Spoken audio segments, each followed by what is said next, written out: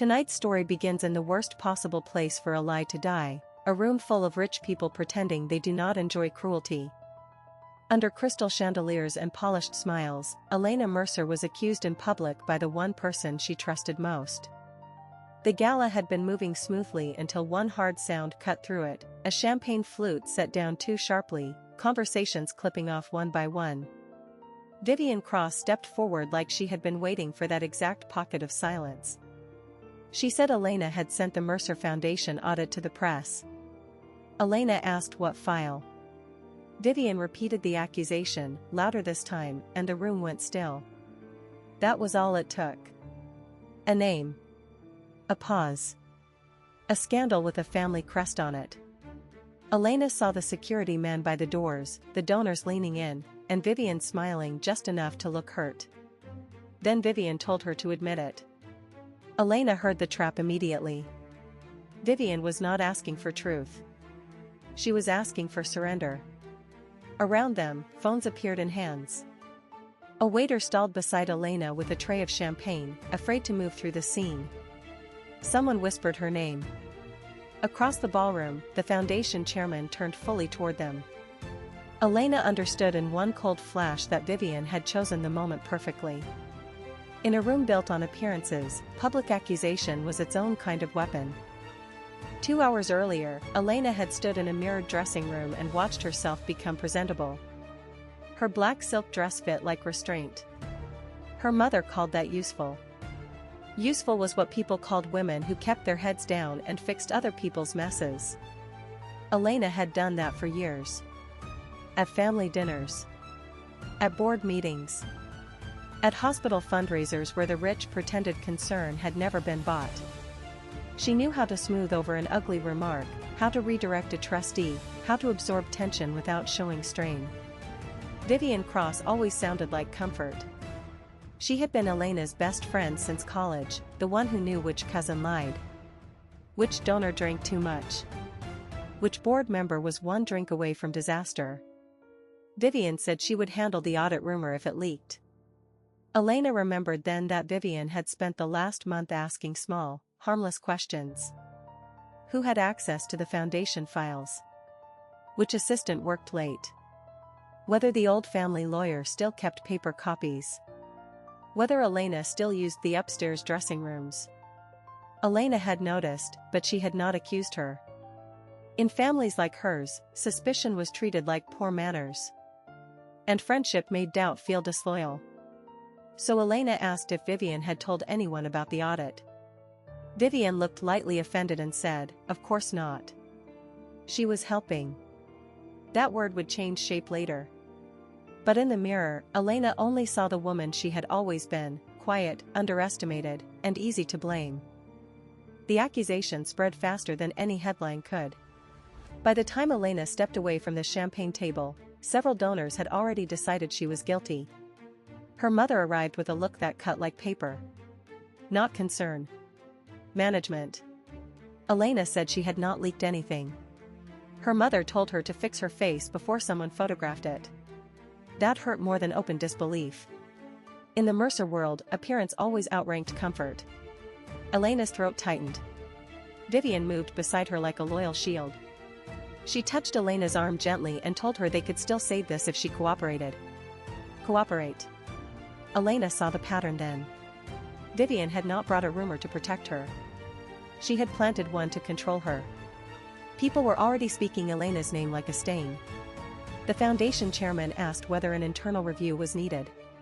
Someone else asked who had access to the donor list. A woman Elena had known for years looked at her with that careful, social kind of pity that means guilt has already been assigned. Then Elena looked at Vivian's wrist and saw the sapphire bracelet she had lent her.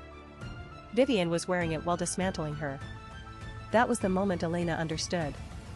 This was not panic. This was planning. The master of ceremonies invited Vivian to speak about the foundation. That was the final cruelty. The room thought it was witnessing generosity. It was actually a staged execution. Vivian began softly, saying someone in the room had tried to leak private records. Then she looked straight at Elena and said her name. She accused Elena of having access, of being angry, and of knowing exactly what the file could do. For 1 second, Elena could not hear anything. Only the blood in her ears. Vivian kept going, saying she had prepared for the truth, then added that line about loyalty, as if she were the wounded one. The room changed at once. People stopped pretending to sip their drinks. Some looked away. Some leaned in. Elena felt her mother go rigid beside her. The crowd was no longer asking whether Elena was guilty. It was asking whether she would collapse gracefully. Elena did not collapse. She smiled instead. Small. Cold. And that smile frightened Vivian more than tears ever could. But the humiliation did not stop there. A donor laughed under his breath. Someone near the front lifted a phone higher to film. A woman Elena knew from charity committees whispered, not quietly enough, that this was devastating. The MC froze with his notes half raised. Vivian kept her chin up, but her fingers tightened around the microphone until her knuckles went white. Elena stood there with every eye on her, knowing she had been arranged into the role of disgrace. That was the peak of it, not just accusation, but performance, a whole room trained to watch her bleed without ever calling it blood. Elena left the ballroom without asking permission. No speech. No scene. She simply walked, because there are moments when dignity looks like retreat and is really strategy. The farther she got from the crowd, the clearer she could think. She remembered one detail Vivian never bothered to hide, her dressing room keycard. Elena had borrowed it weeks ago and never returned it. The lock clicked open. Inside, the air smelled like hairspray and expensive perfume. On the vanity sat a leather folio. Elena opened it slowly and found bank transfer printouts, foundation money routed through a consulting shell, handwritten notes in Vivian's neat slanted script. A donor list marked with initials and dollar amounts. One envelope held private pledge records with annotations beside them, like pressure points mapped in ink. Taped to the back was a USB drive. Elena stared, then laughed once without joy. The evidence was not just fraud. It was leverage. Vivian had been blackmailing board members with private donations and moving money through the charity. Elena had been the perfect scapegoat, credible enough to blame and quiet enough to bury. Then Elena found a voice memo. Vivian's own voice said that if Elena pushed back, the file would go out and her mother would choose the family name over her every time. That was the whole architecture of the betrayal. Not a rumor. A plan. Elena took pictures of every page, copied the memo, and pocketed the USB drive. Her hands were steady now. Dangerous steadiness. Elena returned to the ballroom calm enough to make people nervous. She did not rush or plead. She asked the AV technician for the projector, and when he hesitated, she simply said, "Now." The screen lit up. The first image was a bank transfer. The next was the donor list. Then came the recorded voice memo. Vivian's voice filled the room, clear enough to hear from the back row. Vivian snapped for it to be turned off. Elena told her no. She could listen the same way everyone else had. That landed harder than shouting because Elena was not begging for belief. She was presenting proof. Then she kept going. She showed the shell company, the payments, the blackmail notes, and the transfer to Vivian's private account. One page at a time. The room began to understand. Elena had not leaked a scandal. She had uncovered one. Her mother turned to Vivian first. That was the true reversal. Not Elena. Vivian. A trustee stared at the screen in disbelief. The chairman asked for copies. Donors started whispering the names of lawyers. The crowd had already heard enough. And for the first time that night, Vivian had nowhere elegant to stand. The donors recoiled, then recalculated, the way wealthy people do when truth arrives too expensively.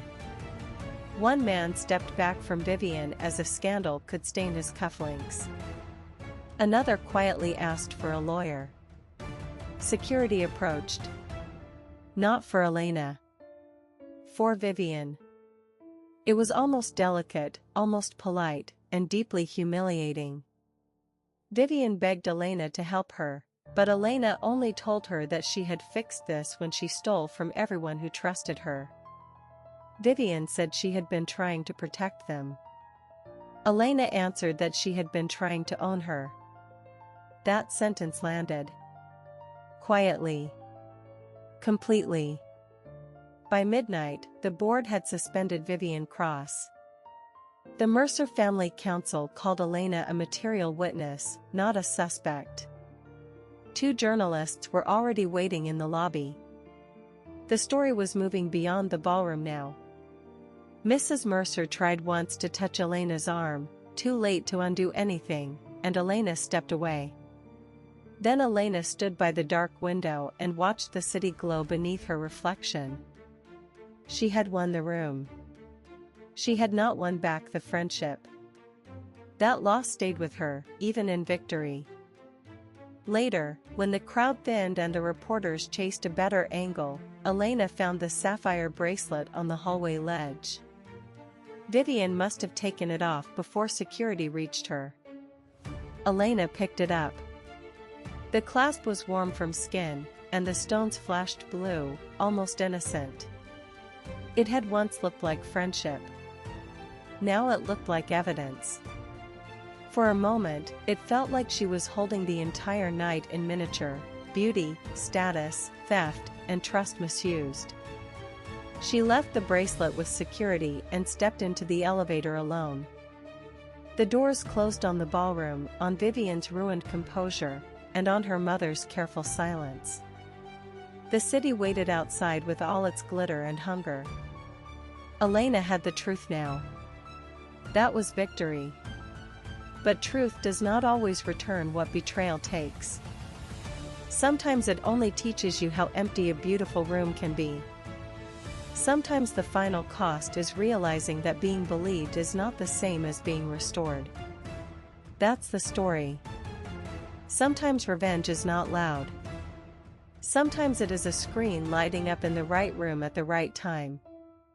If you want another tale of wealth, betrayal, and the kind of justice that leaves a mark, stay close. There's always another secret waiting in the dark.